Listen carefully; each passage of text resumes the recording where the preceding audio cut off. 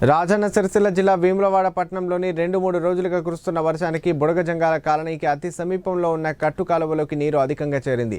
Irrigation అధికారులు JCB సహాయంతో నాలాను clear చేసే ప్రయత్నం చేయగా ఆ నాలాలో ఉన్న నీరు పంట పొలాల్లోకి వెళ్లి పొలాలు ధ్వంసమవుతాయని రైతులు అడ్డుకున్నారు.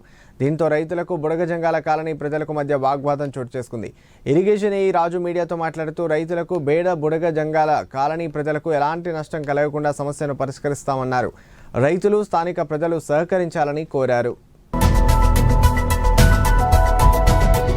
వేములవాడ అర్బన్ మండలంలోని మల్లారం వచ్చే కట్టకాలువ పరిధిలో రీసెంట్గా ఈ మాన్సూన్ రాకముందు కొన్ని మరమ్మతులు చేపట్టడం జరిగింది.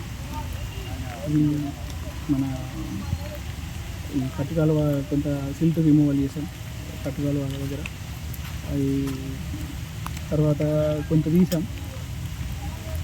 చెట్లు కూడా కొన్ని తొలగించడం జరిగింది. మిగిలిన శాశ్వత ప్రతిపాదనలు గవర్నమెంట్కి పంపిస్తాం. ఎందుకంటే ఇప్పుడు ఈ కట్టుకాలువ దగ్గర ఒకటి మనకు పికప్ ఇయర్ కూడా ఉంది.